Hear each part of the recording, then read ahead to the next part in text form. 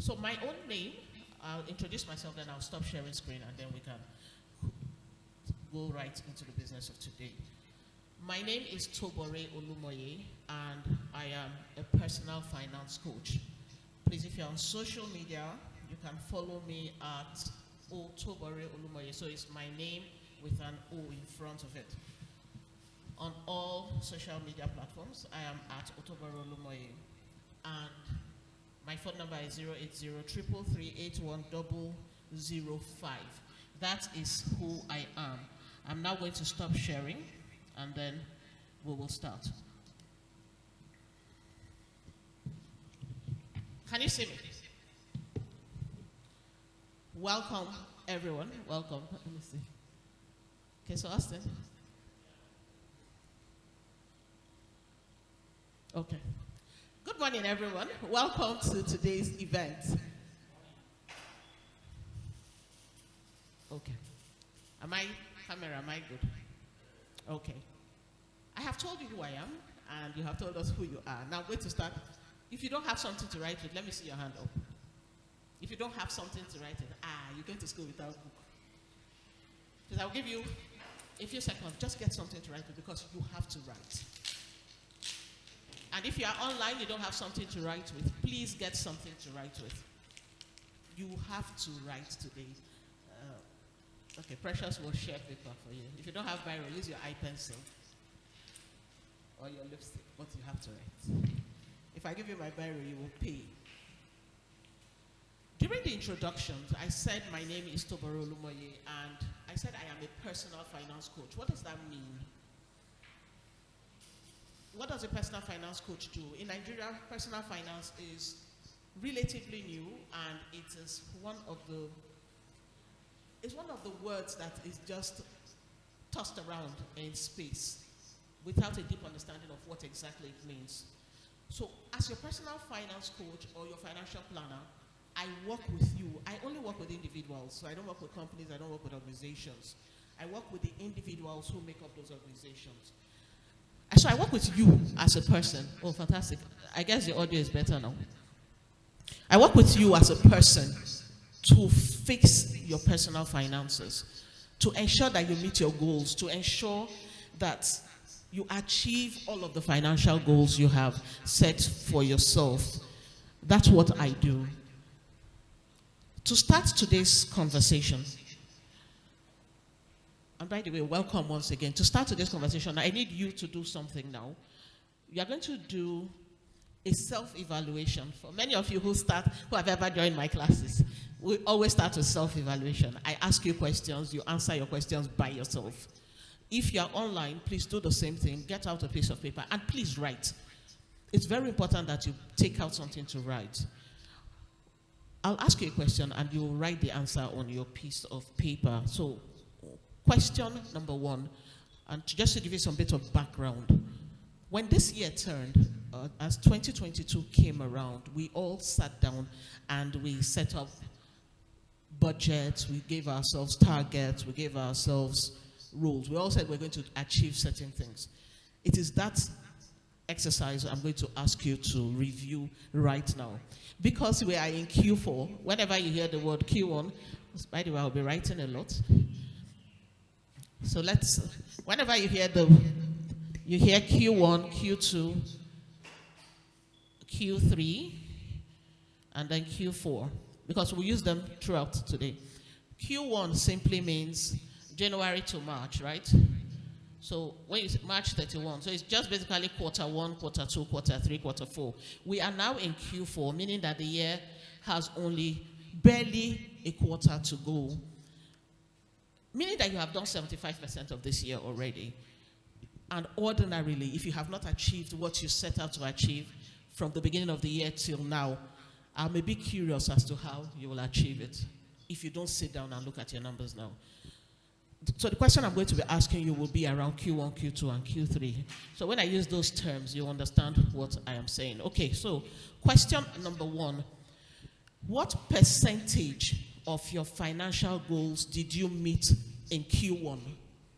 You had financial goals. So for instance, if you said, oh, this year I'm going to achieve 1 million naira in profit. for instance, meaning that in Q1, you were supposed to do 250,000 naira in profit. Please, on your piece of paper, don't just write, I did this, I met small, I met it a bit. Please, we are dealing with numbers. What percentage? So if you did 250,000 in Q1, that's between January and March, just put 25% for Q1.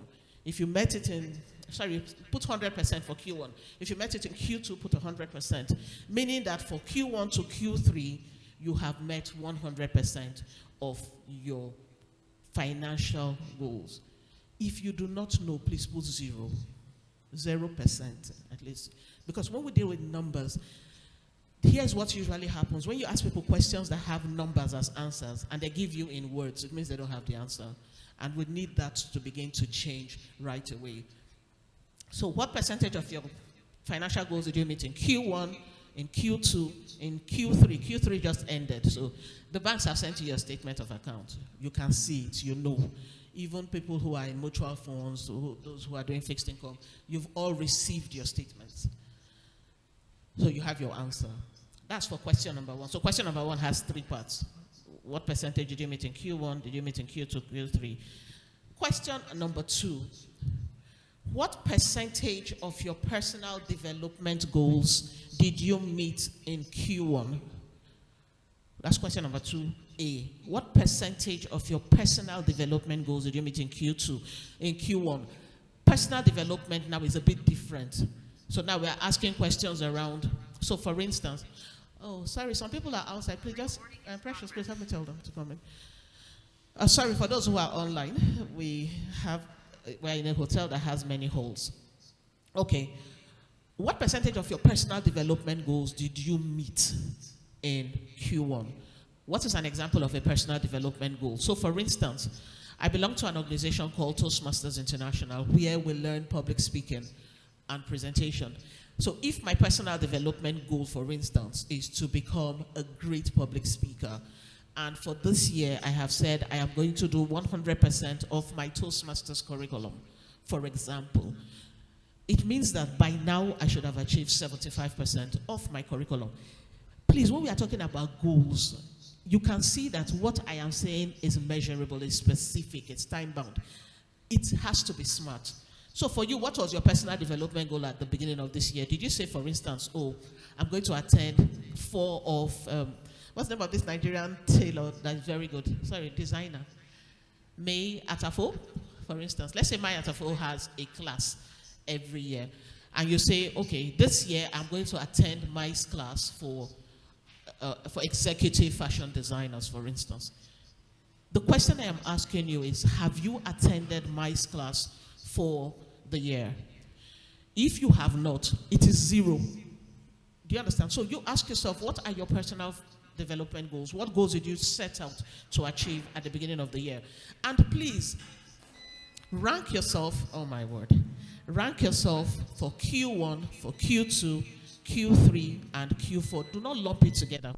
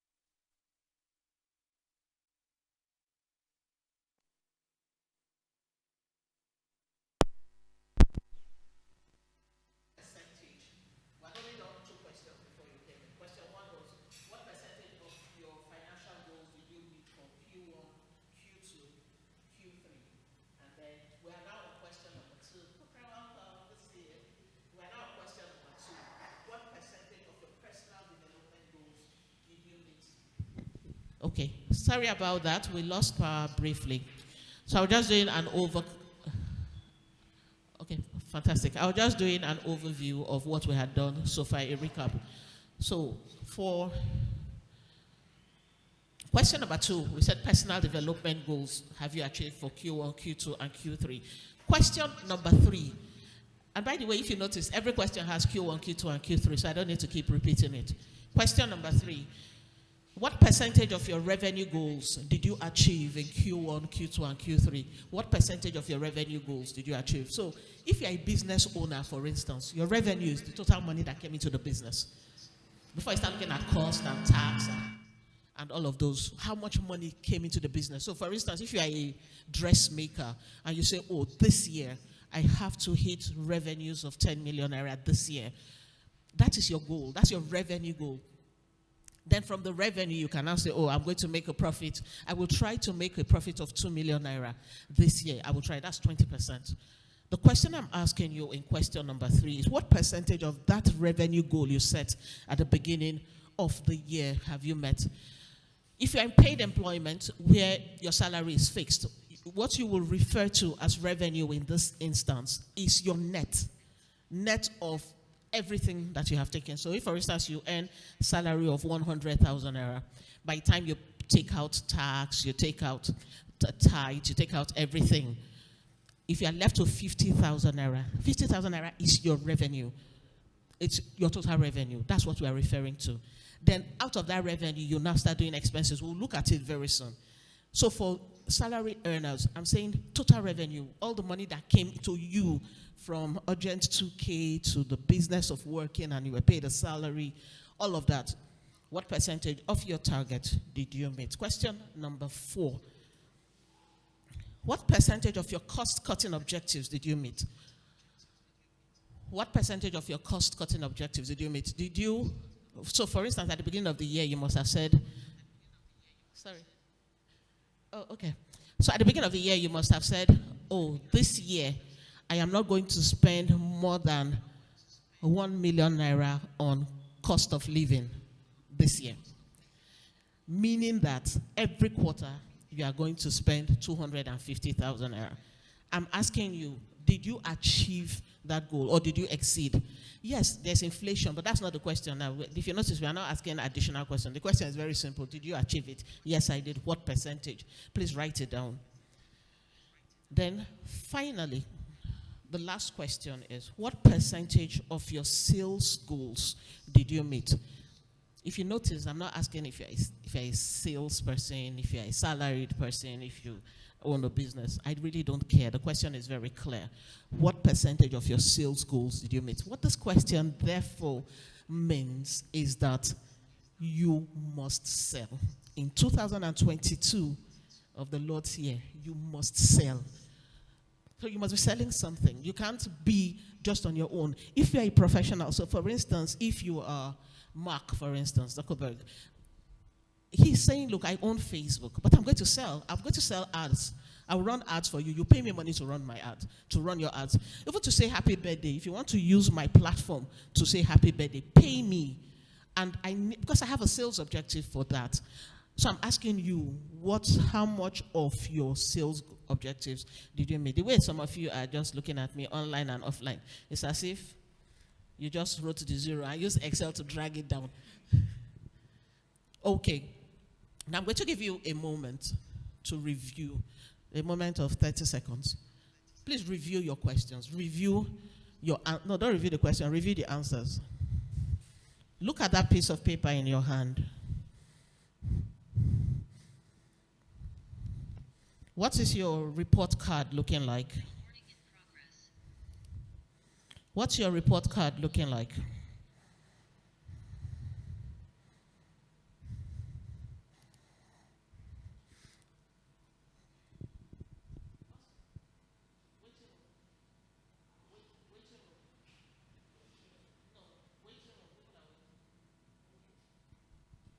Okay, have you looked at your report card?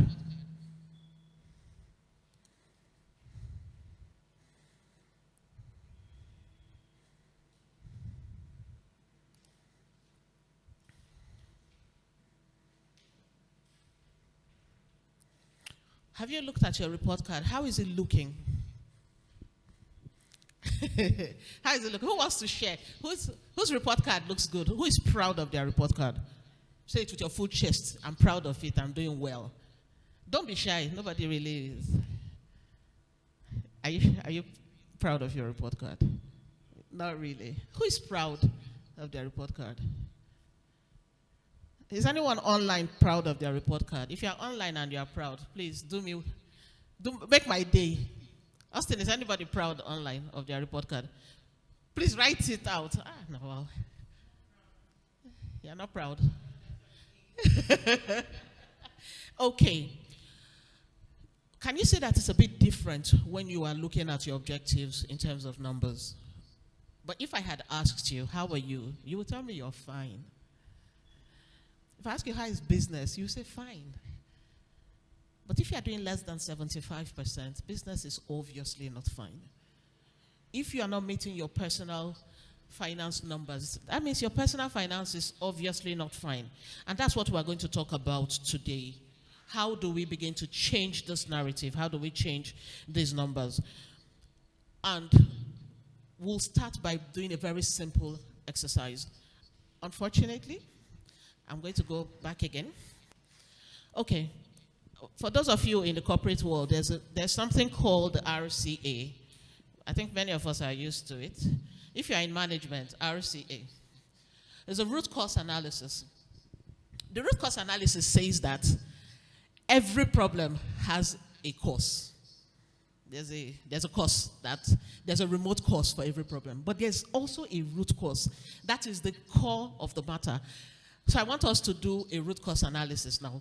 I'm going to talk more to the people in the hall. What is the biggest problem with your finances? Just give me a number or an answer. What do you think the biggest problem, personally, to you? What's the biggest problem with your finances? Just throw a word out there. What do you think it is? For you personally, what's the biggest challenge with your finances? Just give me one. Not overall, just, okay, so pressure on, or expenses. Let's call it expenses. Austin, please help me check online. Or maybe promise you, Precious, please come and help me check online in case there's anyone who has given us a different answer. But let's hold expenses. Is there anybody else who can relate with expenses? Where expenses want to kill you? So, okay, so let's do expenses. Insufficient funds. The economy is too broad. Let's use insufficient fund and expenses. Okay, so they are kind of related. Let's look at expenses. What is wrong with expenses? What's wrong with expenses? Fantastic. So he's saying that the bills are many, but why do you think the bills are many? You said something else. Insufficient income, right? Why do you have insufficient income? So root cause analysis says you pick a problem, you find out the problem, the cause of the problem. When you found it, you find out the cause of that same problem. You keep drilling down until you get to a point where there's no problem, right? So why do you have insufficient funds?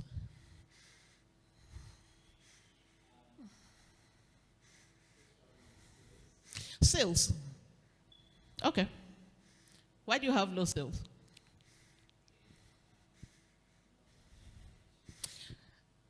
Insufficient knowledge. So we have a knowledge gap, right? Why do you have a knowledge gap? Please, do you understand what I'm doing? Today it's not only me going to talk, you will walk too. This particular training is not the one you will come. I'll just tell you, oh, go and save money, or try and be saving, or even though there's inflation, or things are hard, but try and save. Try, do your budgeting, and learn to save, be saving, sell. Today is today. So we are going to use Kingsley's words, and I'm sure it's the same for all of us. He says, for him, the bills are much, and which is under expenses. And we say, okay, so why do you think the expenses are overwhelming? Because there's insufficient fund. Because if your money is long, it doesn't matter the expense. You can absorb it, right? So he's saying insufficient fund. Why are the funds insufficient? He says poor sales. Why is there poor sales? Knowledge gap. And I'm asking, why is there a knowledge gap?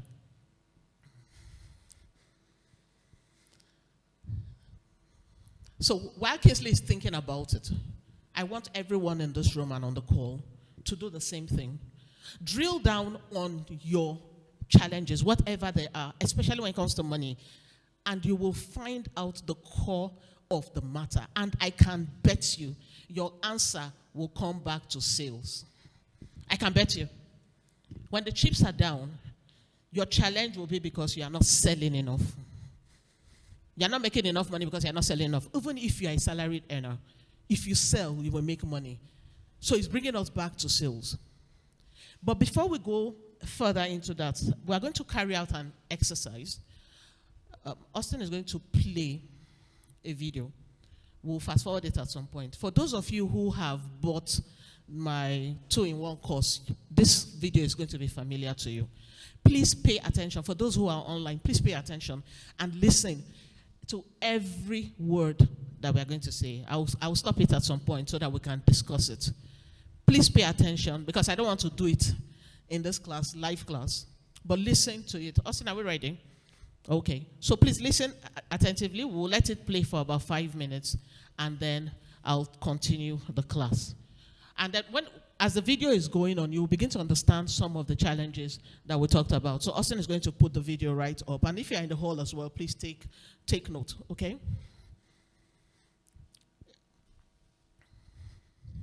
Welcome back to Module 2 of the Financial Planning DIY course. In the first part of this module, I had told you that I was going to show you a practical example of how my budgeting template works. This is the same template I have in the Make Your Money Make Sense workbook, which if of you have. If you have this already and you've been using it, that's fantastic. If you don't have it already, you can develop it. It's a simple Excel template. If you think you may need help, and I should send it to you. If you already have the e-workbook, I will send it to you for free. But if you don't have it, I'll send it to you for a token. No, I will not send it to you for free if you don't already have the workbook, because you're going to need to work with it using the workbook as a guide. Okay. Now, some numbers are already in here because this had been used for someone else. So I'm going to just take you through the numbers, and we can change a few of the numbers in here as we go along. Now, this first segment is the income segment. This is how your typical budgeting template looks. You have the income, you have savings and investments, then you have expenses, and then you have the differentials. So these are the different headers you see. So let's quickly go through this, and it will help you when you're developing yours or using the template by yourself. Now, this young man in this example has 200,000 naira as salary. We're trying to calculate his income. So he has 200,000 naira as salary. He makes extra 50,000 naira from his side hustle. He doesn't have bonuses. He doesn't get tips. He doesn't get cash gifts. He doesn't have other support. Okay, he has other support of 50,000. And then the money from his and interest from his income from other investments is 20,000 naira, meaning that his total income is 320,000 naira. So let's change this a bit. Let's say he gets another 10,000 naira from cash gifts. Okay. Let's say he gets additional 10,000. Sorry about that. Additional 10,000 naira from cash gifts. This is slow. So 10,000 from cash gifts. You'll see that his income has increased by 10,000 naira. Now, this is his total income, 330,000. The first thing he's going to need to provide for, I'll take care of, is the savings and investment portion. His retirement savings account has to be funded because he needs to put money aside for retirement. Now, this is budgeting based on available funds. As we go along, we'll talk about what the ideal thing should be, but this is what he's already putting aside. So he's saying he puts aside 20,000 naira every month towards a retirement savings account. Although he doesn't have a retirement savings account, he has bought a policy that is acting as his retirement fund policy. So this is what he uses to fund it every month, 20,000 naira. Then he puts aside 50,000 naira to build his investment pool. And this fund sits in his mutual fund account. This is towards liquidity. Then targeted savings, he's saving to buy an asset and he's saving 40,000 naira towards getting that asset. So his total savings and investment is 110,000 naira. Now, this targeted savings, if you notice, all of these are savings and investment funds being put aside, and it has come to 110,000 naira. These are not expenditure per se. He's not expensing this money. These monies are going towards securing some form of his future. Okay, this now means that his net income is 220,000 naira. This is the money he has available to spend. If you remember what I said about budgeting helps you to save and invest because those are the first things you take care of. A lot of people ask me, oh, what formula should I use? How much should I save? What percentage? If you go online, if you check most books, you have the 50, 30, 20 principle. But I personally do not recommend using ratios to budget. I try to avoid it. I say to people, draw up your budget using absolute figures because that's what you will drive. That's what will drive you. That's what you are going to spend. You're going to spend in absolute. You're not spending in percentages. Yes, when you have put in your absolute figures, you now have an idea of the percentage going to do what. But as much as possible, try not to get into that comfort zone of, hey, the textbook said I should save 20% of my income now. I have saved 20%. I can now relax and spend the rest. Oh, the textbook said I could spend 30% on my needs. Oh, that's fine. I will spend 30% on my needs, even when your needs can be met with 10%. Even when your needs cannot even be met with 50%. You see that all of those generalizations can get you into trouble. So as much as possible, try to do this, put in your absolute figures and have an idea of what your real budget looks like. I had a client once who I think at the time he used to earn about 5 million naira a month. And he said he had been using the 50, 30, 20 principle.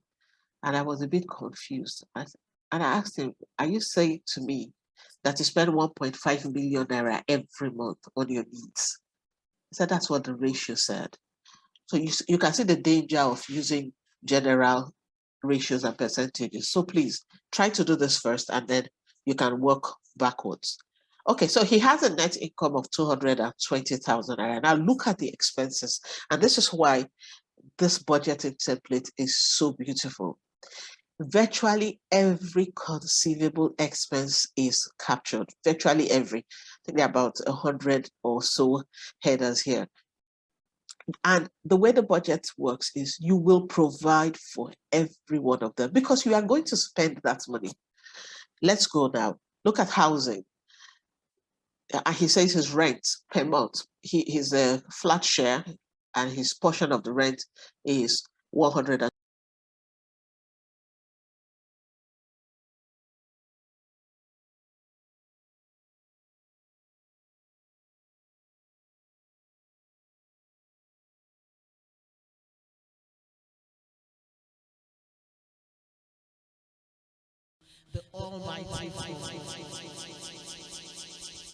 The almighty equation for personal finance is a very simple equation. It has only 3 elements in it. But what you have just seen is the cocoa of the formula. And the simple formula for your personal finance, in fact, for when it comes to finance universally, is this: income minus expenses, right, is equals to a balance. Finish. That's the long and the short of everything. And in fact, that's what the budgeting template is saying. When you make money, you spend from it and you're left with a balance. The balance, there's a lot of drama that happens. You can decide that this balance, you will convert it to expense or you convert it back to income. Use your call. Anything you like, you can do with it. But there should be a balance. For some people, the balance is in deficit, meaning that they have spent what they did not make. It is this equation we are going to dwell on today. So everything we have done before now is preamble. We are going to look at the different elements of this equation. If you get this equation right, who can remind me of the title of today's class? What's the title of today's class? How to do what? How to... This is how you improve it. There's nothing else. Any other thing. I can write 5 million textbooks from this. Is this in this segment? And how can you improve it? It's simple mathematics, Abby. We can... What will we do with this? We can increase this, Abby. If we increase this and reduce this, what will happen to this? By automatically. That's why I like maths. Maths does not need English. Increase this one, reduce this one will increase. If we reduce this and reduce this, what will happen to this? It will remain same. If we reduce this and increase this, like what's happening now in our economy, this is reducing and this is increasing. What happens here? It goes into deficit over time. If it doesn't go into deficit immediately, it will eventually go. Now, guess what? If this is fixed and this increases, what happens here? What this equation is basically saying is, let me explain it again to you. Now, imagine your lifestyle. Just imagine yourself mentally, your lifestyle. If your income increases, you're a big boy, right? But nobody will notice. Until what? Until you show that you're a big boy. And the minute you begin to show, does anybody care about your balance? Nobody cares. This is the part people see. Because typically we hide this part. Now guess what? If this increases and you refuse to show, this will increase. And this will continue to increase to a point where even if you say, I want to hide, the world will say, no, you can't. Because according to Jack Ma, by the time you earn, is it $20 million, he said, it's no longer your money. It is community money. You cannot finish it. There's work for you to do. Even your account officer will come and be visiting. Yeah, good morning, sir. How are you? Because your money will start to speak. What this means is that there are things we are doing in here, and in here that are affecting our personal finances. And that's what we're going to look at today. This is the equation of the root cause of your financial situation. This equation. So we're going to look at each of the elements and then dwell on it for a bit. And the first element we're going to look at is your income. Let's talk about your income for a bit. Where do you make money from? Let's talk, please. Let's chat. Where does money come from? Where? Salary. For those who are lucky, salary. Do you know you are lucky if you are still being paid a salary? I don't care whether you say you are working, so they are paying you what you work for. You can work and they will not pay. Nothing will happen. If you want to sue them to court, you need money to sue them. So if you are earning, you are lucky. So money can come from salary. Where else? From profit. For you to profit, it means you have traded. You have offered some form of value. Where else? Please, when they mention something, ask yourself, am I making money from there? That's why we are answering no. So ask yourself, when someone says salary, write salary. If you make money from salary, tick. If you don't make, put X or 0, I don't. So ask yourself, am I making money from labor? Labor is work. So when you use your physical strength, your blood, your youth, then you are rewarded for it. The next one is sales, trading. Rent. Rent is reward for what? Real estate, property. You can also make money from producing, manufacturing, produce something. You will be rewarded for producing. And here's the beautiful thing about it. In 2022, as we are now, you can produce from nothing. You can produce from space. You can produce from air. You can produce from your brain. You can even not produce. You can reproduce someone else's work and you'll get paid. So these are the major income. Okay, you can also make money from dash. Why are we not talking about this? No, dash. Okay, interest on money. But you can just stay by just being fine. Someone can say, hello, pretty lady. You look so beautiful. Take 100,000 naira. But it doesn't happen too frequently anymore. It used to happen in those days. It still happens, right? Thank you for saying the truth. Because they never come out and say it. When they dash us money, we should speak up. So how do you produce? You need to ask yourself, how do we produce? What am I producing? What will people pay me for? Because you have at the back of your mind that expenditure and income statement. And guess what? There's a limit, because I will hear people say, reduce expenses. There's a limit beyond which you cannot reduce your expenses, because you have to be alive. And by just being alive is expensive. Breathing is expensive. For you to breathe means you ate something. For you to have blood means you ate something. And for you to eat something means you earned money. For you to sleep means, if you are very hungry, you cannot sleep. So for you to sleep means you ate. For you to eat means that you spent money.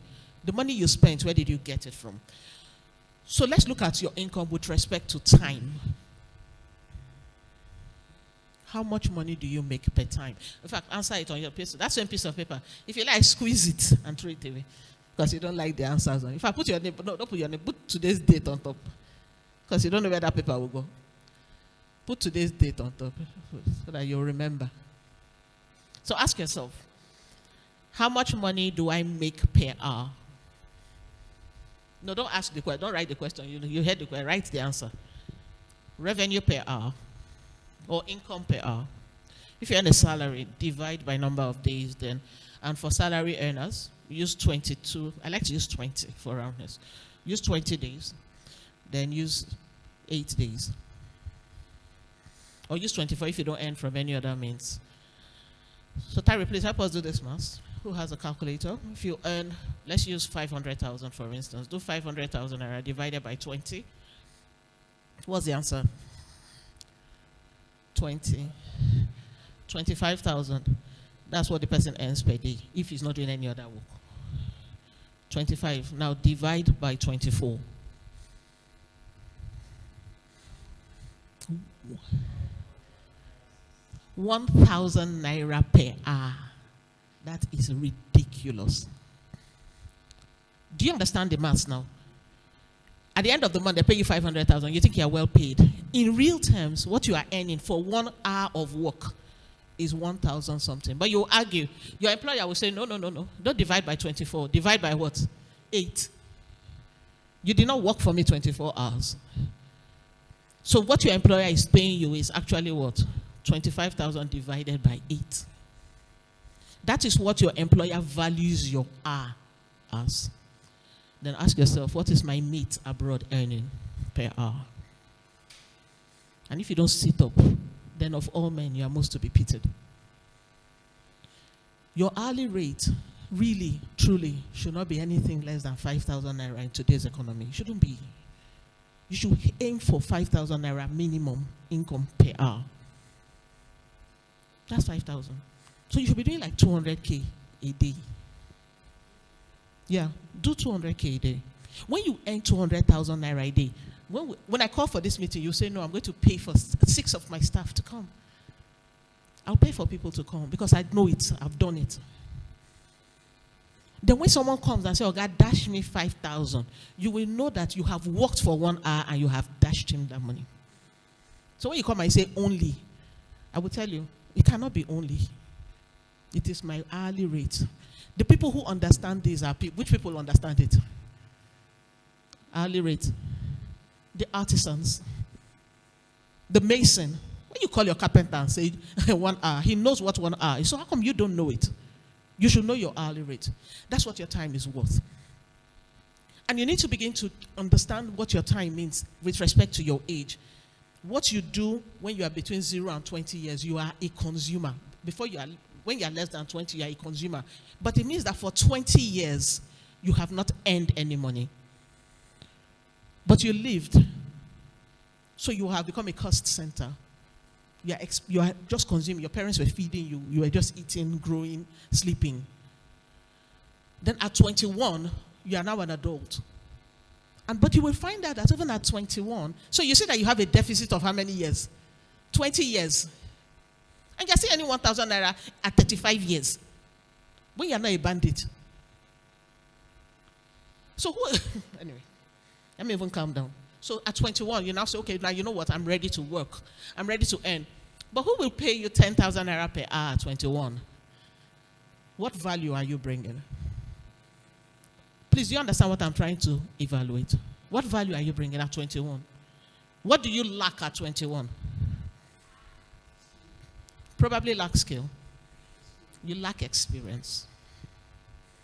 So between 20 and 30, I beg you in the name of God, and I'm going to shake this particular table that is growing left, right, and center, where you say, I want to work for myself. I want to be my own boss. At 21, you will not boss yourself. Even if you own a business, go and learn under authority. Go and be absorbed by a structure. Because you need it. You will need it when you turn 31. Because when you come at 31, when you submit your CV at 31, they are going to ask you for what? Experience. At 25, people will not bother if you say you don't have experience. They will now ask you for what? What do they ask you for? Knowledge. Because it's assumed that if you were not making money, you were not gathering experience, so what were you doing? It's assumed you were reading, you were studying. So show us what you have done. Proof of age. Proof of worthwhileness. What have you been doing? Then you bring your proof. Oh, yes, I've not made money. I don't have experience, but I have the knowledge. I spent my time learning. But that nonsense will last you only to 30. In fact, most organizations say, 27. Because at 27, if they shout at you, you will not cry. You are too old. Then at 31, when you show, they will not ask you for what? Experience. So the world has become harsher and the age is dropping. In fact, at 18, if you're abroad, they will put you out. Go and make money, please. Go and look for money. Because they've done their numbers. Okay? 40 to 50. And these are just broad brackets. I'm just going to tell you the way the world is reviewing age these days. 40 to 50, what do you think you should have been doing? 40 to 50, what do you think you are doing? Saving. How can? Huh? You are becoming mature, but what is the main thing that begins to happen? Those online, please, someone, Precious, please come and help me check those online. At 40 to 50, this is the age where expense will show you shaky. Because now you have on your own gone to bring another human being into this world. You say you want to do what? Born picking. And then what begins to happen? Your children are now between 0 and what? 20. And remember what you did to somebody when you were 0 to 20? Can you remember? You were consuming. You have now gone to bring forth consumers. And some of you have the audacity. You have more than one child. 2 consumers. 3 consumers. Your parents are growing older. And they start to do what? Consume. So 40 to 50 is the age of maturity. Even if you don't have gray hair in your family, you will have. Because your expenses, that statement begins to change.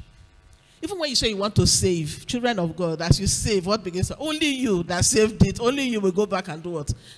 Then you start to console yourself with ridiculous things like, oh, die, na die. No, I can't keep myself. This life not balanced. Who belleful go hungry? My shop before I die. This whatever. We start to even sing songs just to console ourselves.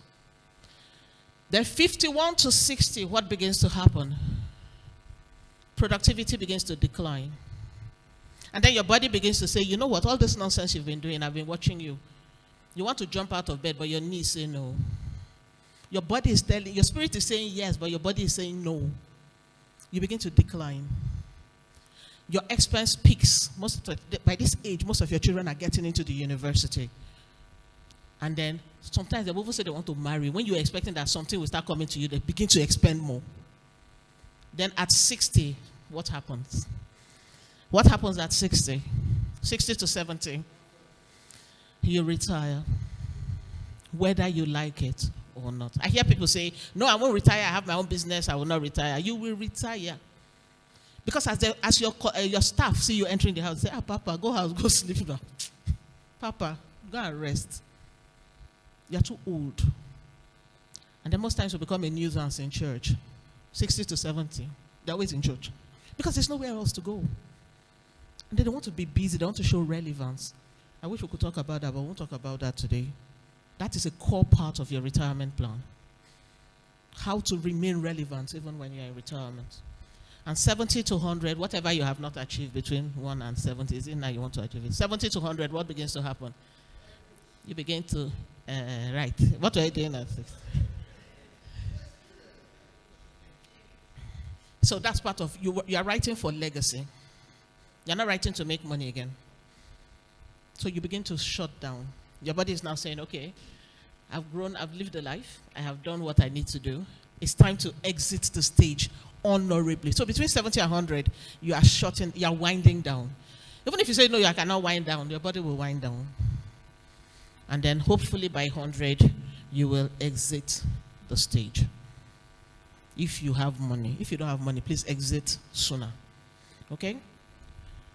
So your time will give you money. We're looking at your income. If you do not use your time well, and this exercise you've written down, some of you have some numbers on your piece of paper, some refuse to write, but you know the number in your heart. So let's say your hourly rate is 5,000 naira per hour. Every day before you sleep, ask yourself, did I meet my hourly rate today? Did I meet my revenue for today? If I did not meet it, it means that I have a gap going into tomorrow.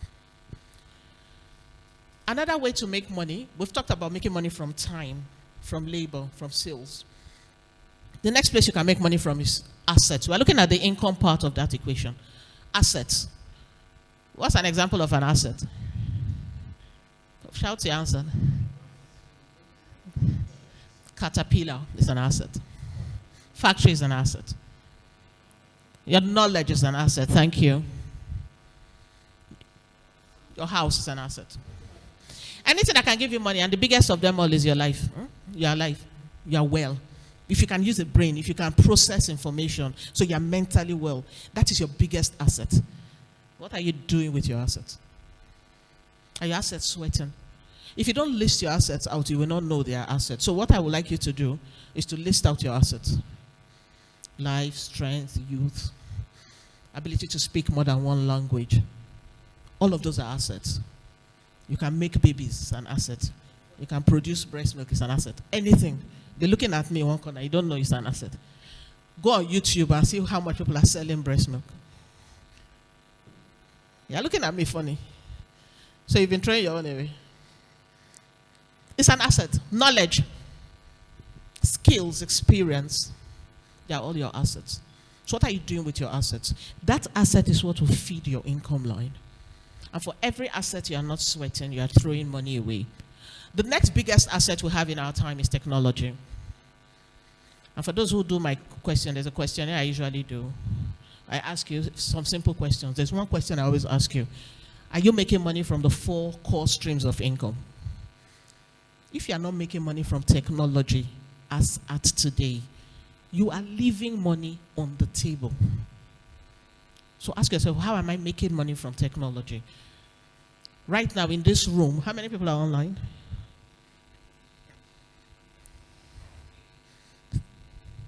So in this room, in this class, we're about 50 people in this class. But more of them are on technology than physical. More of them. And when they watch the replay, this same meeting will trend, it will be streamed, it will go far. And that reminds me, the video I stopped playing, the budgeting template, I'm going to stream it live on YouTube. I'll share the link so you can go there and watch it.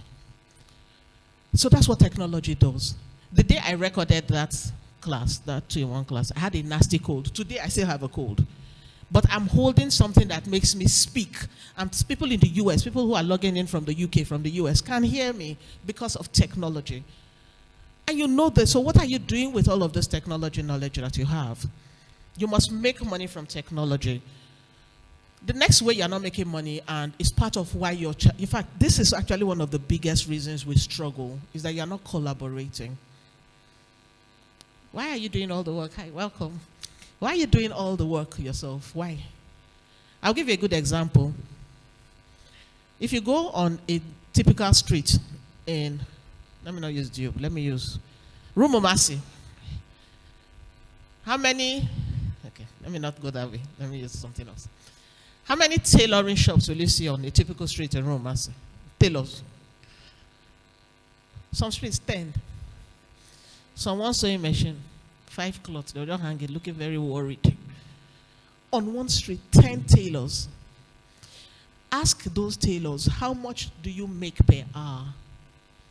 Some of them are making less than 50,000 naira in profit. Some have not even started breaking even. Some make 50,000 naira in revenue in a month. You are not in business. How many bakers? Let's not even go near cake. Everybody bakes now. And you go into a shop, you are paying for bills, you are paying NEPA bills, you are paying staff salary, you are paying for oven, you are, oh God have mercy. All of you are baking. Who is selling cakes? So collaboration says we'll do synergy, where the sum of the whole is bigger than the individual parts of the whole. If you make cakes, those of you who know me know that I make cakes, but you will not know. I don't say it out. If you come to me that you want to make cake now, except the money is long, I cannot bake. But I will take your money. Oh. Those who know I bake, I'll collect the money. Then what do? I'll go to someone who bakes. Please bake this specification. The cake is, how much is your 8 inches cake? They say it's 10,000. I say I can't pay you 10,000 for 8-inch cake. I can't, because we're both bakers. Do it for me for 6. I'll bring 15 cakes to you. Take it or taking it. I say I'll take it. Then I pay you at 6,000. But I have collected how much? 10,000. I will do free delivery. The person will say, wow, amazing service. The person who sold the cake at 6,000 made a profit of maybe 400 naira per cake. Maybe. How much profit did I make? Because I collaborated. Why are you doing so much work? I don't do a lot of work. Oh. I focus on my core and collaborate for the rest. If you come here and say you want a house, I say, I have a house. Well, say, not to buy a house, I have a house. I know not people that sell house. I know. Then I look for who sells house. And this I'm going to say here. Listen to the complaints. In the complaints lie wealth. When people complain, that is where your wealth sits. I'm a financial planner today because I listened to complaints. And the last thing I'm going to say on the income line is look at the value chain. So value chain talks about everything that happens in the production life of an item. Let's use one example of a value chain. Let someone else talk. Who can give me an example? Which value chain should we use? Beauty. What? Agriculture. Okay, agriculture is a bit wide. Okay, let's use. Would you use fragrance? It gets wide. Let's use agriculture. So it's relatable. Give me an example. What happens in agriculture? Let's use poultry.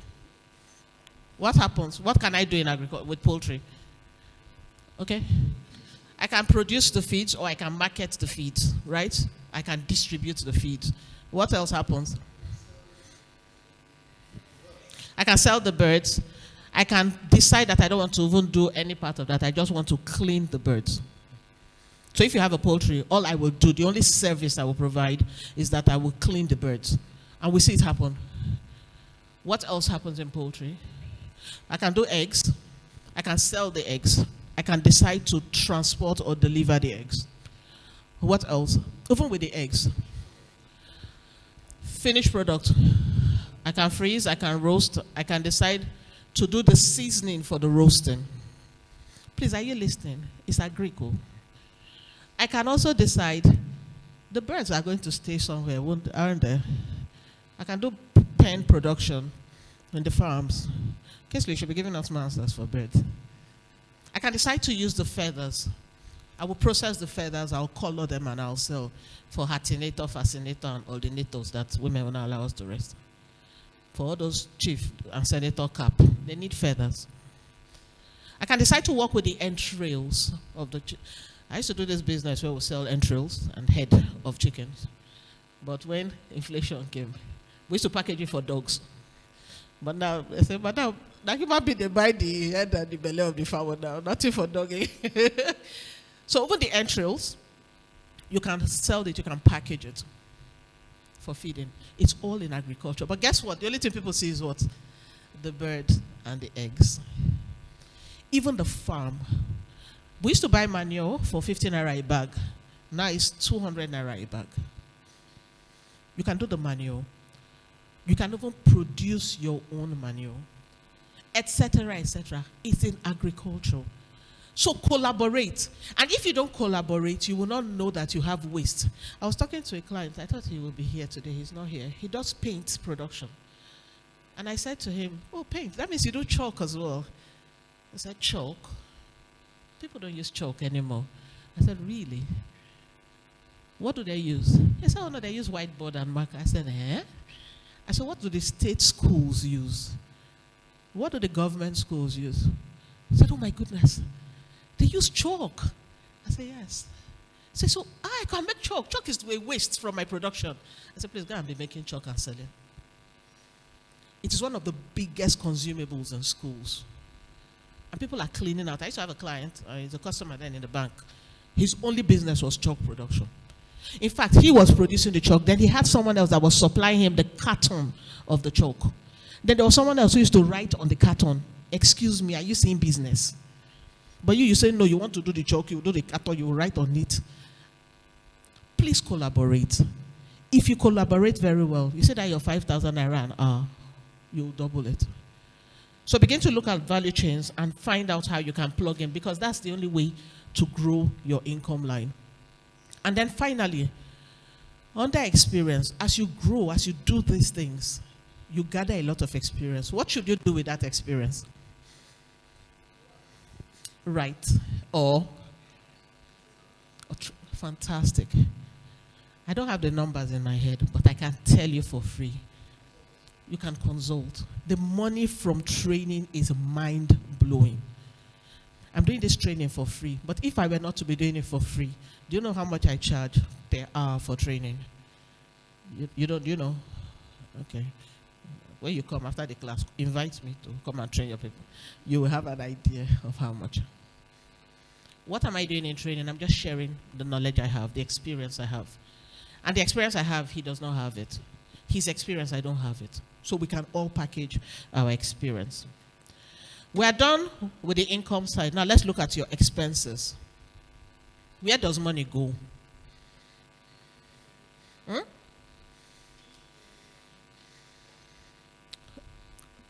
I didn't hear. Food, clothing, shelter, needs. Where else does it go?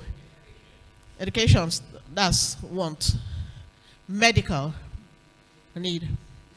Gifts, church. Church. You get it. We have pastors here, so I don't want to talk. Hey, church. And inside the church, many people have packaged themselves to become needy in church because they know you will give.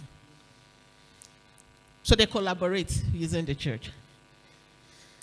We also spend money on our weaknesses. You must press phone. Is it a need or a want? Or a weakness? Is it what? Pressing a phone, you're all pressing phone. Is it a want or a need? Please, if you make it a need, then maybe money will come out of it. But if it is not, then know that it is a weakness. And you're spending money on a weakness. The next thing we spend money on is on our personality. You are a kind of person. And that your kind of person means you are expensive. Please check online. Is anyone? Did any contribution come online? Okay. Okay, needs, okay. Even your personality. There are some people, by nature, they are what? Fine boys. Can you be a fine boy and you will not spend money on fine boyism? Hello? This class, people have bad belly. Is it wrong to spend money on fine boyism? It's not. If you have money, what is spending? So if you know your personality needs you to spend money, understand that you're spending money on your vanity. Okay? The next thing is dependence. Can you control this one? Can you control dependence? to an extent. Until they send billing. Sometimes I open my phone. You know, WhatsApp will give you a hint of the message. As I see the first line, I know I will not open the message. I know I will not open it. Because the two blue ticks will not show. Because once it shows, it becomes a bill. When I've not read it, it's an unread message. But the minute I read it, it's a bill. Because there are some you cannot say no to. And if it's not in my budget, there's nothing I can do about it. Or I'll have to forgo something else. So dependents are critical, and they are going to happen whether you want it to or not. Another thing we're going to talk about is debt. D-E-B-T, debt. Many of us have exposed ourselves to debt, and it is becoming a crisis. For some people, the amount of money they are owing, their salary for 4 months cannot pay it back. It means that your debt service ratio is insane. You cannot afford that debt. So debt is a big issue. And you know the problem with debt. Let's talk about debt for a bit. When you borrow money, what do you pay back? What do we pay back? You pay back the money you borrowed. And you pay back the work that the money has done. This money you are paying back should have been used here. But when you do this, this whole sum has gone where? Here. That is how dangerous borrowing is. And in hindsight, most times when we borrow, we'll find out that we could have done without the money we borrowed. We could actually have done without it. Or we could have got money from another place. Let me give an example. The 2-in-1 course that many of... By the way, if you're in this class and you've done the 2-in-1 course, let me see your hand. Oh, thank you. Thank you. The rest of you, please buy it. But let me tell you the story behind the 2-in-1 course, how it came about. Some of you know the story. I needed to pay for a course. And by the way, when it comes to spending money on knowledge, do you see this knowledge that I am sharing with you? If you use 2005 knowledge today, they will stone you. So you need to update it. You're updating it not just for the information, but because of your audience. Your audience is usually one step ahead of you. So if you are not careful, you'll become outdated and obsolete. So I needed to raise money for a training. And I had two options. Either I borrow or I forgo the training. It's a long story, but summary. I couldn't borrow, and I couldn't steal, and I couldn't forgo the training. So what did I do? I came here and created. That is the story behind the course, the 2-in-1 course. Who can guess whether I attended the training or not? I attended the training. That training cost me 200,000 naira. When we tell you to pay for knowledge, you say, no, what is she going to say? It's not what we've already said. But because I paid for the training, I had access to the influencer. And this is what I'm going to tell you for free, because times are changing. I see people, oh, I'm a contractor, I'm a big boy contractor. I don't need all these people's 2,000 naira. I say, it's fine. Show me one contractor of the 80s who is still booming today. Not one. Not one. Show me a contractor of the 90s who is still earning regularly. Not one. Their houses are for sale in Rumomasi and D-Line. Because they did not change with the times. Children of God, never in the history of mankind has it been possible for people to make money out of nothing as it is today. You must learn to create wealth from knowledge, from experience, from collaborations. That is the easiest way to make money. That is where you make money from here. When COVID struck, I should have been out of business because my business shut down. But I quickly evolved. Those of you who knew me, okay, Tari is aware. I nearly killed people with WhatsApp training. I nearly killed people. Most of you know me today from WhatsApp training, from someone who knew someone who knew someone. At some point, they even sent me back my voice note, inviting me for a training. Someone had repackaged my trainings. So I had to move it to a different site now. So ask yourself, am I creating money from wealth or not? If not, you're going to run into debt. And once you get into the debt, it's more like a cyclone. It's a tsunami. You can't come out of it. And most depression you see, or debt-related depression, comes from debt. It's when the person has died, you'll find out he was owing money. And this leads us to the next major expense, death. D-E-A-T-H, to die. Many of us borrowed money to bury, and we've not come out of it. Because when someone dies in your family, they start billing. In my family now, when someone dies and they send me a message, they say, I'm sorry, what was the estate plan for the deceased? I said, Tobore, are you paying your 20,000 or not? Because I don't understand this your question. We say until die, the bill is 20,000. Which one is the estate plan of the deceased? I said, no, I'd like to see the dependents to know what estate plan she had in place before she died. Then when I call the dependents, they say, my mama died. She not do any estate plan. You won't send the money, you don't want to send. So you're going to tell me to work for 4 hours to make a contribution to a burial. That is the first one. Then I will buy a shoebe, I will pay transport, I will go. I will most likely not eat. And when I get there, I will spray. If I don't plan for death, it is a major cost component in our budget. And I've noticed we don't plan for it. Please, when you are doing your expenses, if you look at the budgeting template, there's a place for it. Please plan for death. Let's leave you planning for yourself, because most of you will not agree to a plan. But plan for the death of others. If you plan to live long, you will bury people. You will also spend money on apps. You'll spend money on thrift. You'll spend money on contributions. You'll spend money on medical. I will talk about 2, then we'll go to the last one. You're going to spend money on love. How many of you are single here? Don't be shy, raise your hand. I know 2 of you at least. Okay, equal number of boys and girls. Okay. Men, let me tell you now. Love costs money. It's not only married, it's not only the unmarried, even the married. Love. Love is expensive. I had a training once and Marcus was in the class. Okay, you know Marcus. Marcus was in the training and we did an analysis. Cost of visiting the girl he liked. She used to live on somewhere around Artillery. Then he used to live on Umboba.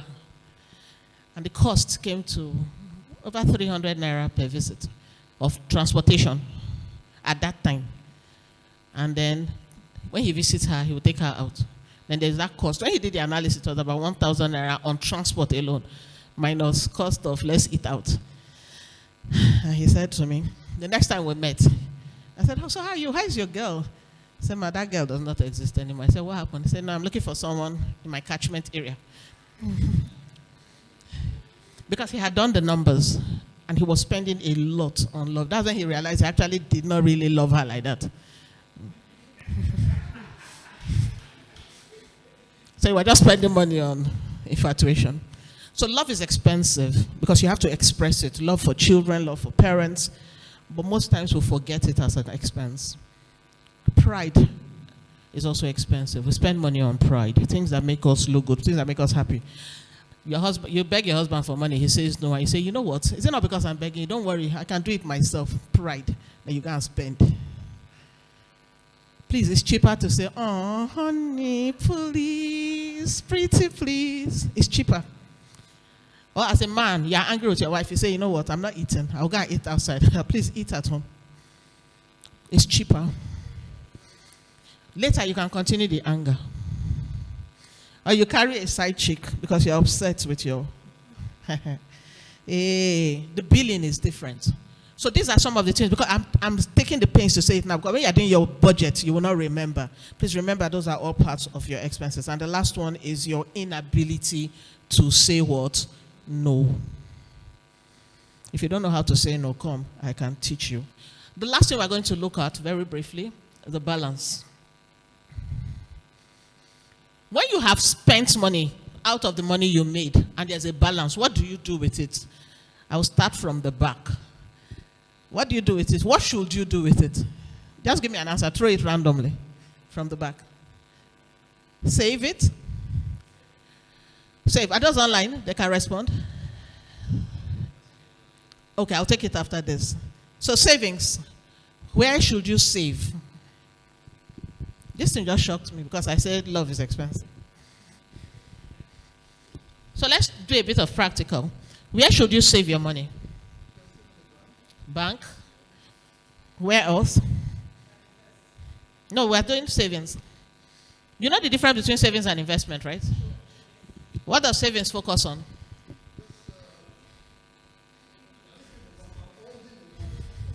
Safety. Please listen, oh. Savings focuses on what? Safety. You need to go and do the course. The talk is too long, and we need to wrap up. The money for savings should not go to where?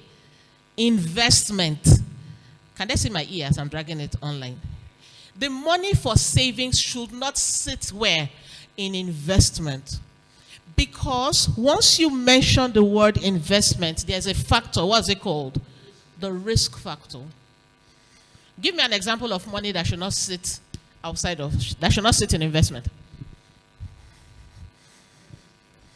Your emergency fund should not sit in investment.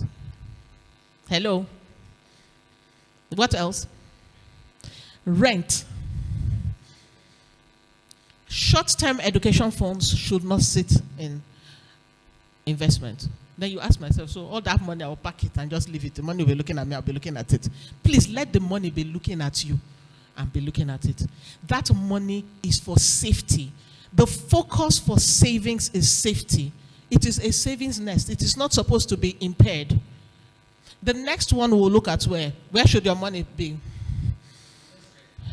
Someone said? Okay. Medical. So we'll talk about it in a bit. Let me see maybe I'll take it differently. When it comes to medical, I'll take it under insurance. Because there are some ways you will save money, because most times it's difficult to see money in a place and you will not touch it. So there are ways to protect yourself from it. After the class, after I've done this one, I will have a small clinic where I can give you advice on the types of products, so that on the air I will not market anybody's product for them. You get it? Because I charge for adverts. You get why? Collaboration. So investment. Then even under investment, there's low, there's medium, and there's high. Please, when you tell me that building of house is the best form of investment, I will always ask you, for what? Please don't go and put your child is in primary 4 and you put his primary 6 school fees in house, in land, that when the land appreciates, when it's time, I will sell the land. You see, you and your land. If care is not taken, they will bury you inside. You do not sell land at will. Land is long-term, just like bonds. You have no control. So land is sweetest when you sell in a seller's market, when you are not under pressure. Okay? So you can also put your excesses. That's why you have a balance under investment. And examples of investments are short, medium, and long term. And different risks are attached to investments. The next thing you look at, venture. What is an example of venture? Business. Okay, so let me give you 1 minute. Do an exercise. So we'll read out your answers. We're looking at where this money should go into. We're looking at balances. And we've said, don't put savings, don't put investment. Put the rest, list the rest. 1 minute, please write. I'll go around, in fact, and check. So that everybody participates. Right. You will write something.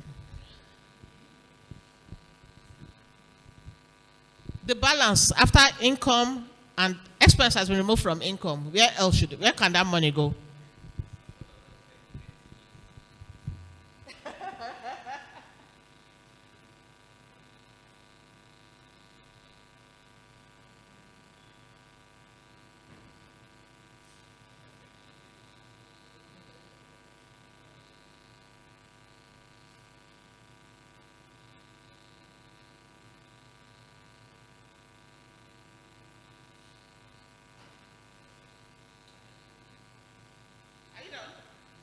Okay. So let me have your answers. Just what's yours? Community wealth. So that's philanthropy. Philanthropy and charity. Okay. Okay, so but I'm going to put it's going to come here. Because once it goes, we're going to leave that here in this equation. It's going to be under expense, under charity expense. Because once the money leaves you, we're talking about what happens at balance and you are still an owner of the funds. Do you understand? Emergency funds, yes. But where will the money sit in the emergency fund? Savings, right? Savings or savings. Fantastic. Do you understand? The balancing. So he said, please listen, he said charity, because you will give money back to community. And I'm saying charity will be under expense, not balance. Because the money will leave you and go. The balance are the ones that, under balances are things that are in your reserves. And we said savings, we said investment. Then we said venture, business venture. Please know this and know peace, that business venture is the riskiest type of investment. It's the riskiest. And that is why the returns are usually the highest. Yes, there are others like crypto, but those are not under the traditional ones. In fact, they are still under venture, because if you look at it, someone is doing the business. Okay, what else? Who else wrote something different? Did anybody write treasury bills? Treasury bills? Did anybody write treasury bills? Yes, under investment, but we're looking at types now. Investment is broad. So under savings, we have savings account, we have money markets, mutual funds, we have specialized savings tools, we have cash deposits, fixed deposits, and so on. They're all products under it. But for venture, venture is a specialized product. Yes, there's on the broad heading is investment. Okay?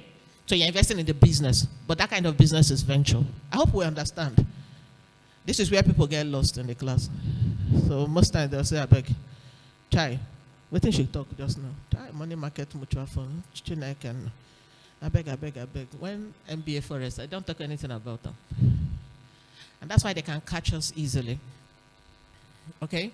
But if you have a better understanding, and I finished it in the course. I did every single investment. I broke it down. What, have you gone through it? Okay, fantastic. Okay.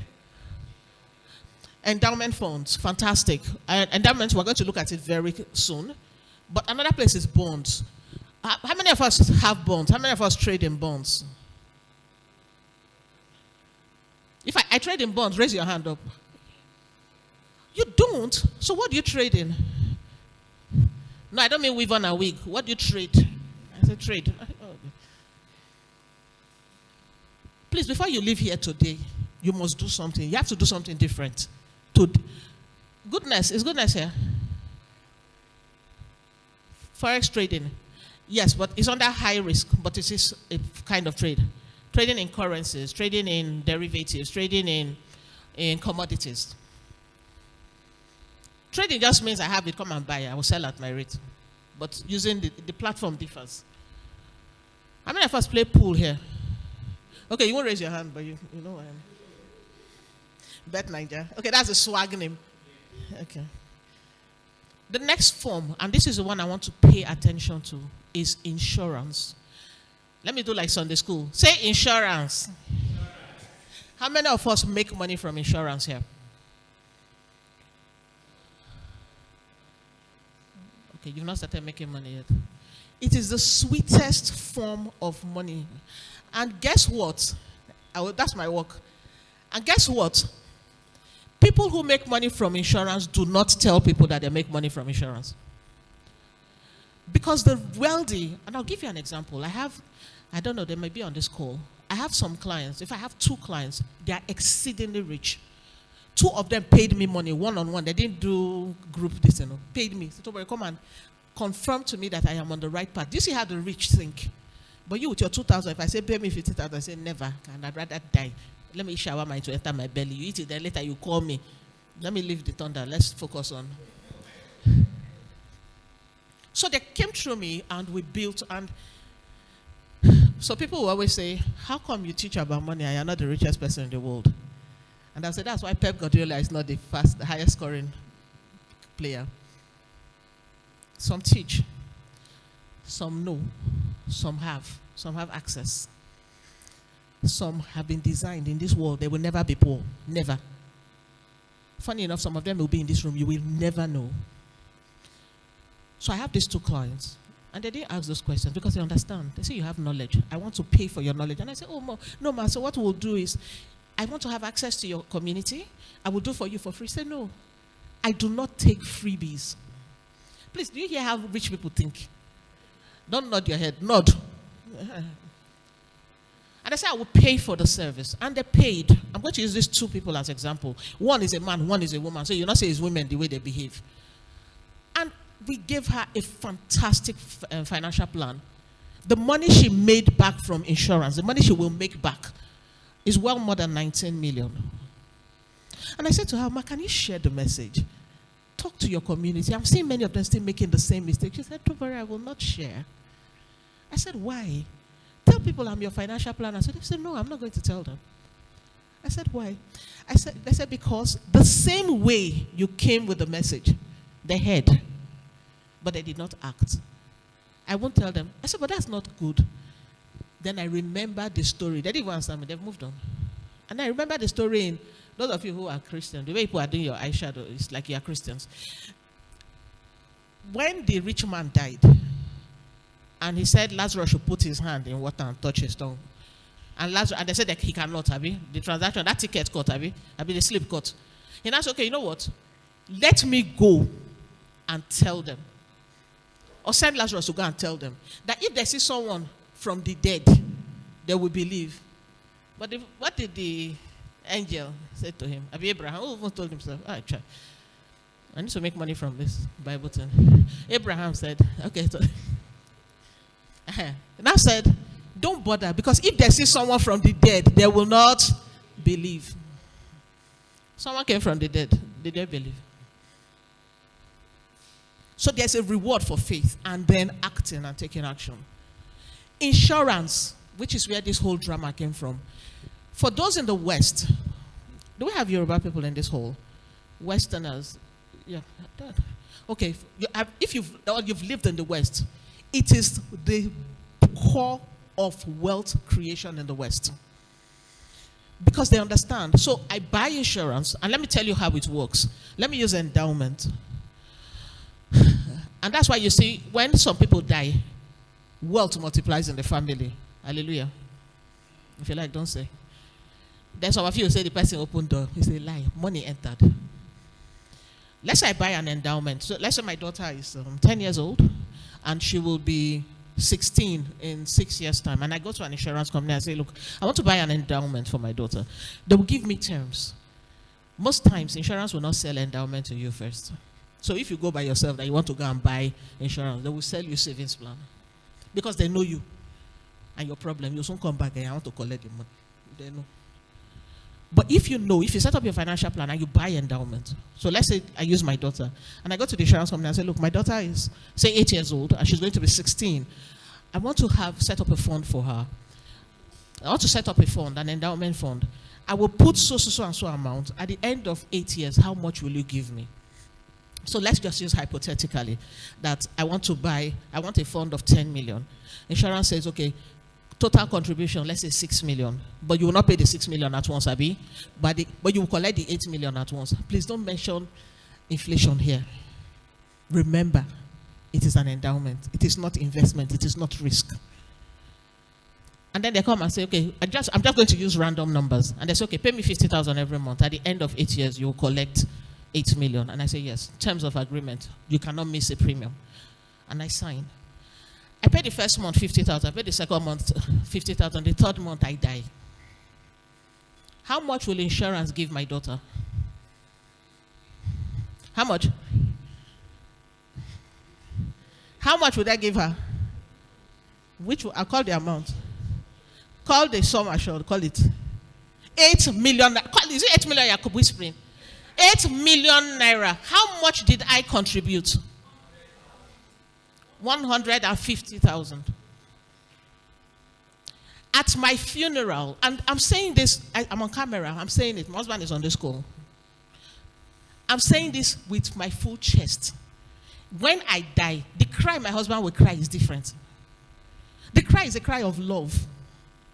Oh, a beautiful woman, a beautiful soul. She's going to be with the Lord, hallelujah. Because I will go and be with the Lord. Because with 100,000 naira, I've got 8 million. What a wife. A beauty. Then insurance will check that this man knew that this woman had 8 million. I hope she died normal, because insurance fraud.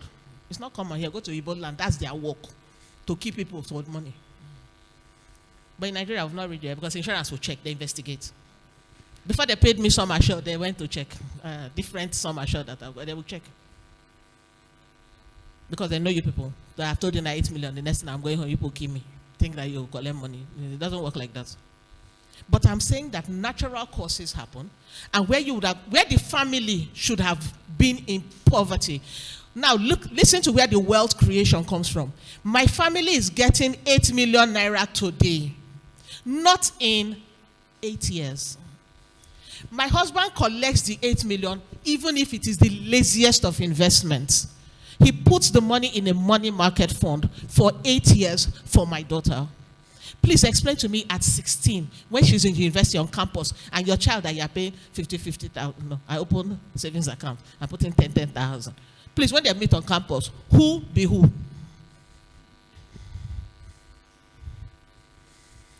And then you say they come from wealthy families. How? They understand how to manipulate wealth. And these words I say to you, they are the truth, the whole truth, and nothing but the truth. But you have small money. You take the whole money, you put it in land. You take the whole money, you put it in forex. You take the whole money. Hello. When you set up your financial plan, a portion of it, if you look at the budgeting template, there's a portion that must go first. And so wealth is created. So that's the power of insurance. Another thing is medical insurance. I see people, you take money out of pocket to treat yourself. For how long? Guess what? Okay, let me even use another example. If I am working in Total today, Total Energies, and I fall sick, please listen, you see the difference between rich man and poor man. And I fall sick, who pays for my medical? Total. Do you really think it's Total paying? It's insurance that pays. Insurance pays for a minute premium. But you, that you don't have money, when you fall sick, who pays? The same money that you don't have, you take out of pocket and you pay. Why are you like this? And then insurance, they will carry a small briefcase, because once you put it there, you close doors as if they are, those people. But they have the solution to your challenges. With 500 naira, you can buy a very cheap medical plan and treat yourself for the common things that always befall you. But you choose not to. Please, from today, I'm surprised they are not here. I invited my insurance friends, but they'll come. Even if they don't come, you can come to me. Please, let's fix your insurance. Create wealth through insurance. A lot of people have cleaned out, but they will clean out and they'll do what? They'll clean their mouth. Insurance is one very easy way to make money. Then, real estate. I think I've run out of time. What's the time now?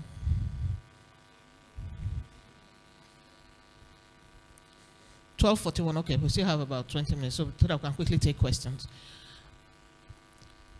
Real estate is another place we make mistakes. When you hear real estate, what's the first thing that comes to your mind? Buy land. So you now buy land. You go and buy land in, let me use Rukboku. That's my constituency. You say, land in Rukboku now is 400,000. In 50 years, the land will turn to 600 million. Then you go and buy land 400,000. You save. You collect contribution, collect 400,000 and buy the land. You'll be looking at the land will be looking at you. You'll be looking at the land will be looking at you. The family that sold it will be looking at two of you. And they'll come and meet you and say, come here. I have someone that wants to buy this land. 600,000, we want to sell. Are you ready to develop it or not? Then you say what? I'm not yet ready. Then they'll collect your money and give you 600,000, collect the land and sell to someone at what? Maybe 4 million. If you are lucky, you will buy in an estate. The estate gives you that protection. But do you know that's not the only way you can make money from real estate? Flat share.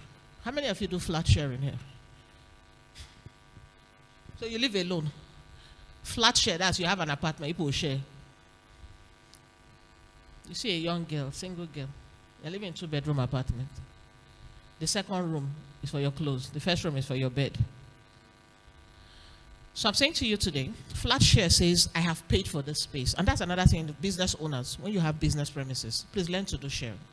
That's part of real estate, where you sublet an existing asset. Oyibo people are the kings of it. If you've stayed in London before, the total apartment, you heard what I said? I stayed in London. The total London, they're talking of is like this table. In this space, 50 people will stay inside. Because you simply cannot afford the meter. It's like living on Banana Island. When they're billing you per square millimeter. No time. So when you rent it, you will try to make money back from that space.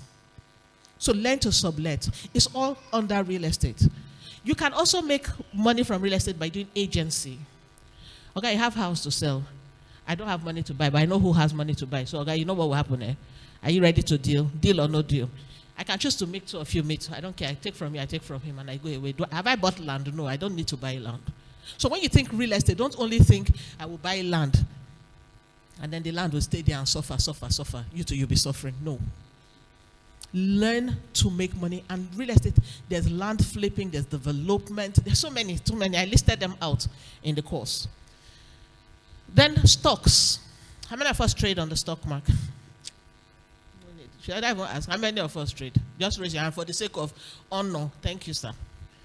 So what do people invest in?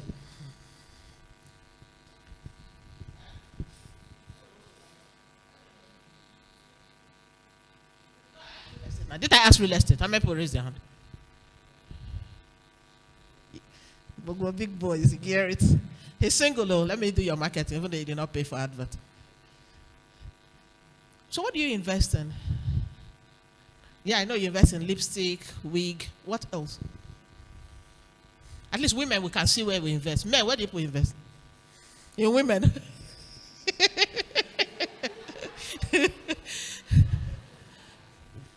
Okay, so the last thing I'll talk about are the specialized funds. Mutual funds. How many of us have mutual funds account? At least now it's becoming a bit popular. Mutual funds. I bind. How many of us have piggy vest accounts here? Okay. So let's talk about mutual funds. Have you heard of mutual funds before? So what are they? There are funds that are mutual.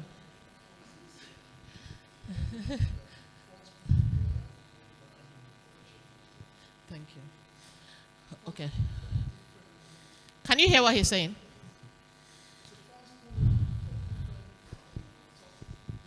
Institutions and managed by a professional body. Fantastic. So let me explain it to you. Hello. Please, if you live here today, when we leave here today, set up a mutual fund account. Please don't even waste time. Just set one up. Let me show you how mutual funds work. If you go to the bank by yourself that you have 1 million naira and you want to fix it for 90 days, how much would they give you? 90 days. Those people that have money, please give us a rate. How much? About 7? Can I give us 7? We can get 9, okay. 9% per annum. If I bring 200 million, how much would they give me? Thank you. Okay, so let's say for my 200 million, thank you so much. He's very hardworking too. He's single, he has land, he has money. Should I say more? He's God-fearing. Okay, thanks, Kingsley. Please pay attention. And if you are here, you don't understand simple interest, I can't help you, but go back and study. 1 million. I hope that's online, okay. For 1 year, let's forget tax and VAT. 1 million at 9% for 1 year means that I will get how much at the end of 1 year? Abby? For 1 year. Let's assume, but by the time you take out tax, etc., it comes to about plus or minus, maybe 78. Let's even call it 80. Let's call it 80 for roundness, okay? So my 1 million is giving me 80,000. Effective rate is 8%, right? Now, but the bank is saying to me, if you bring 200 million to me, I will give you 14%. Meaning that if I had 200 million and my 1 million was part of that 200 million, I would have made how much? 140K. Sorry, 140,000. Do you understand? Do you understand what I'm saying? If you don't understand, I'll take it again. If I go to the bank with just 1 million, I will get 90,000. But if my 1 million were part of 200 million, I would have got 140,000 naira. So I am being punished because I don't have money. So the mutual fund is saying, you know what? I will go to the bank on all of your behalves. Give me your 1 million. I will stand as your fund administrator, and then I will go and present myself to the market, and I will trade your 1 million. I will trade it as if it is 200 million. So that's why it's mutual fund. They gather all of you, and in the agreement for the fund, it is determined where the funds can sit. If it is money market, it means that the underlying instruments, where they will put the money, must be in money market instruments. Then it's called a money market fund. If it is a real estate mutual fund, for instance, the funds will sit more in the real estate space. If it's a balanced fund, some will sit in stocks, some will sit in cash, some will sit in money market instruments, depending on the fund. But today I want to talk just about money market. It is a core savings tool used by the elite. And guess what? With 5,000 naira, you can play in this market. So you see that your rent, you see your children's school fees, see those monies that you don't want to take risk with, put them here. It is in that how that you'll see me after the class. Don't worry, for today, it is for free. For today, it is for free. Those people that take my offer will get it for free. I'll do free consultation today. Now, what that means, therefore, is that I am now playing in the elite market, because the man who brings 200 million and me, we are earning the same. That is the mutual fund. There are different types of mutual funds. Another one is treasury bills. Let's talk about treasury bills. And then bonds. Treasury bills are issued by the government. So, for instance, sorry.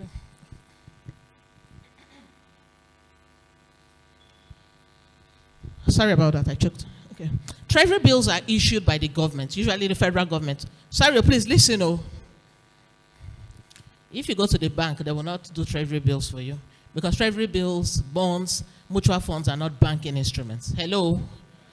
They are done by asset management companies. But some banks are agents for the CBN, so they can sell T-bills for you if you are big enough. So what is treasury bill? From time to time, the government wants money and decides to borrow money from her citizens. Do you hear what I said? So they go to the public and say, give me money. Then they will issue a bill. So the CBN can say, on behalf of the federal government can say, look, I want your money. Give me your 1 million.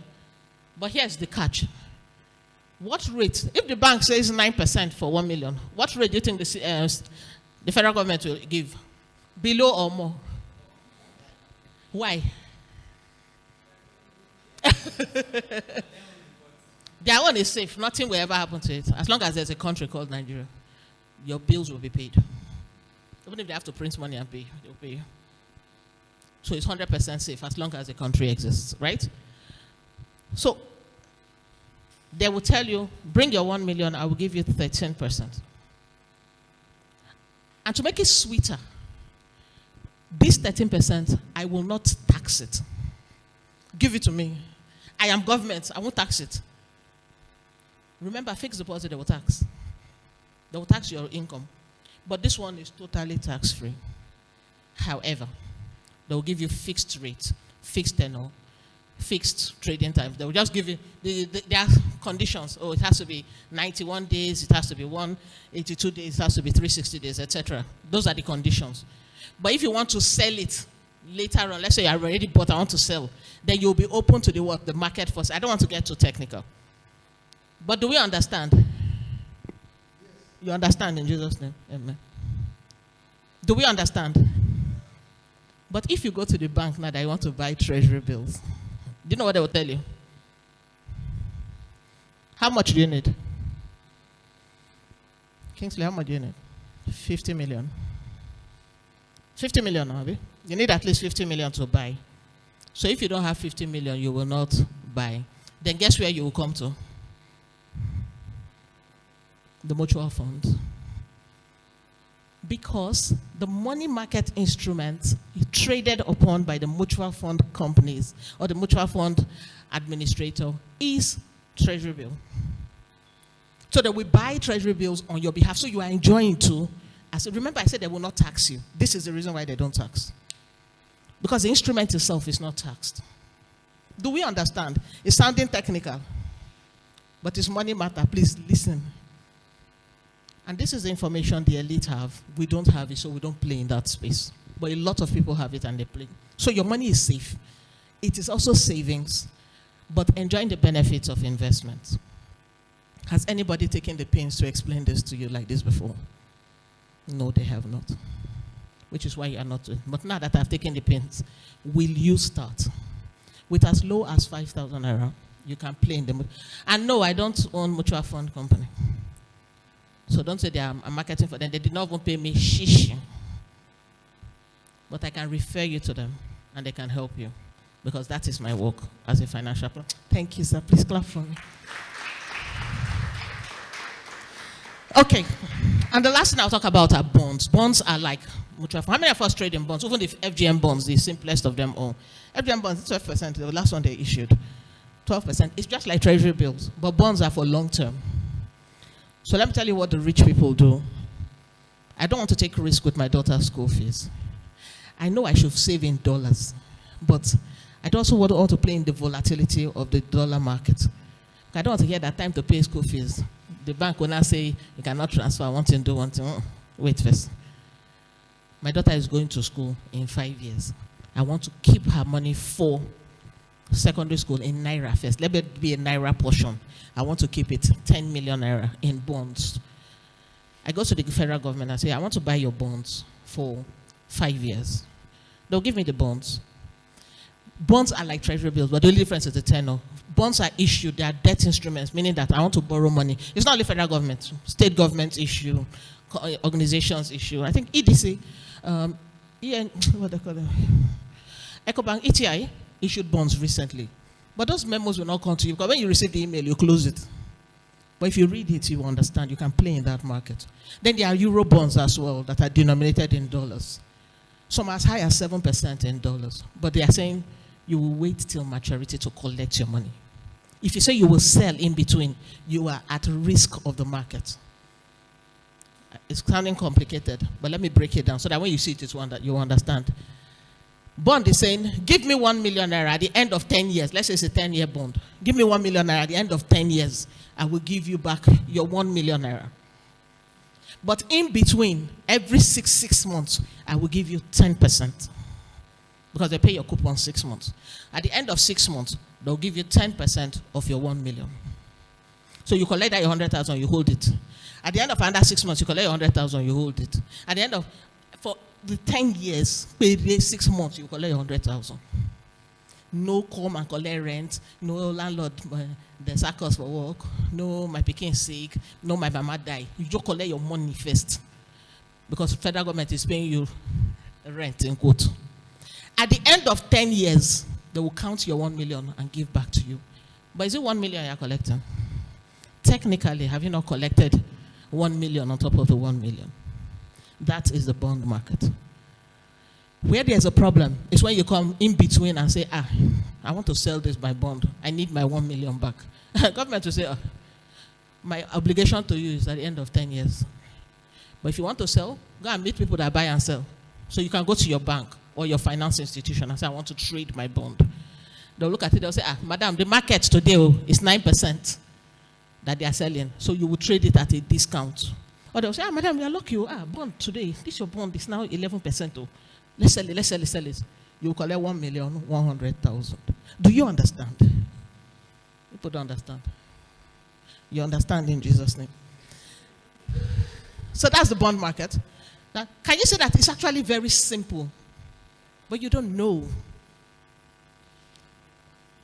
So with these few points of mine, I hope that you will start investing in more sophisticated instruments. And this brings me to the end of the last portion of the equation, the balances, what you can do with your balances. Thank you very much.